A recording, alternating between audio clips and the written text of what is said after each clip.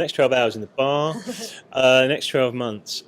For us at the PPA, it really is a point of pushing forward a new proposition really for our members. We've heard a lot about it today, actually, particularly at the beginning from Elizabeth Fagan and indeed from our chair, that it's not about the platforms, it's about the brands. Brands are the epicenter, the core of everything. Everything else exists around a brand, and in terms of magazine brands, the content that's on it. So for us, in the next 12 months, we are going back into the market to reaffirm magazine brands' place in British society. They have clout. People listen to them. They're very important to people. 30 million people a year, but more people read magazine brands than go online. The reason they do that is because they're influential, they shape our views, they guide our views.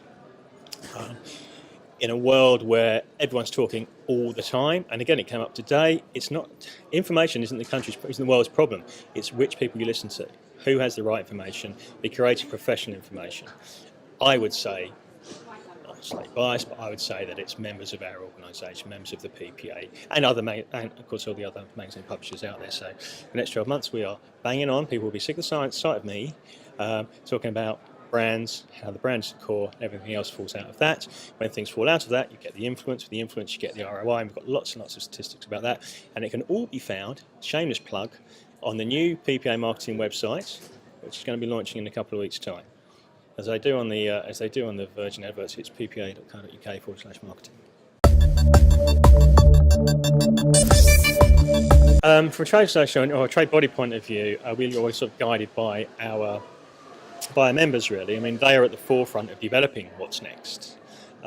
We stay more closely with them. So actually, in terms of us developing what's next after what's next, again, as a strategy going forward, we are developing more close relationships with our members so they can tell us what's next.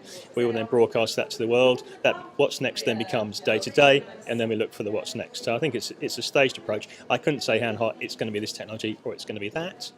I think we've all got some pretty clever ideas or pretty realistic ideas about where we're going in the next 12 months. You know, it's going to be more tablet, it's going to be more app-based. What's next after that, I don't know, but we had again people talking about that today. They've got rooms full of people thinking stuff up, and then behind them there's another room, people just backing them up, thinking stuff up. And a lot of those people doing that are either PPA members or obviously people in media owners. So we follow them, we listen to them, and that's how we determine what's next. And once something's we've done at the PPA, we have done some of those silly things where you've gone to a futurology company and I don't know, retail of the future is that you'll do it in your bedroom and have a virtual. I mean, it's always, you have a virtual hologram shop and all sorts of stuff. I mean, there have been stories from on the PPA website of years ago about that sort of thing. We're probably going to turn the heat down on that a little bit and turn the heat up more on realistic what's next in the next 2 years, rather than necessarily what's next in the next 25, 30 years when we'll all catch a crab and be proven wrong. Right, collective challenges. The pressure on the print read is there. The number of people reading a magazine in a year, actually, if you look at NRS, which is by no means a representation of the whole business, it's a small chunk of it. But if you look at that as a sort of bellwether benchmark, it's static, more or less. It's stable.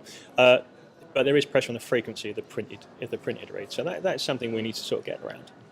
What you do see is that the numbers of people who've necessarily dropped out of that particular way of consuming the information are being picked up on other forms. So if you look at things like NRS Pad, then the figures go straight up again. So the desire for the content, desire for the brand's desire for information still exists. We're in a transition about how we monetize that. I mean, we had our PPA conference a couple of weeks ago now. My chief executive stood up there and said he felt more confident now. He'd been doing it for 4 years, I think. It's only my second. But he felt going forward into next year, the industry was more confident than it has been since heaven knows when. I would second that, and I would say all our members second that as well. Let's be honest, the iPad coming on, tablets in general, has reinvigorated the industry, a real tonic, real shot in the arm. A lot of brands that go onto that platform start selling more printed versions because effectively it's an advertising platform for them. People engage with the brands more, they remember when they used to like it, they buy it, and they go and there's another brand next to it, and they go, I used to like that one too, I'll buy that again. So essentially it's the proliferation of getting the message across. Twitter and social and everything, that's all working as well. How they develop their businesses, how they staff up to 24/7 operation, big question, but it's exciting because you're going to bring new people in, new skills. Everyone's getting retrained. Again, we heard it today. There is no digital team necessarily so much. Everyone's got a finger in that pie. Even though the Brown Republic people, some that I've met, I've spoken to, they're journalists, but then they upload video, they edit the video, they do all sorts of things. So I think everyone's really excited about getting involved in lots of different things, which even 4 years ago, might not have been there. And you only have to look at PPA New Talent Awards. There are thousands and thousands of 18 to 21-year-olds desperate to get into this business. If that's not an indication about the confidence and where it's going to go, I don't know what is. Well, it's not a food. No, it was quite nice actually. What keeps me coming back? It's a good room with the right sort of people. I do learn a lot. I scribble a ridiculous amount of notes. For every note I scribble, it probably sparks 3 or 4 ideas. You get to meet old friends, you get to make new friends. So it's everything that a conference should be, really.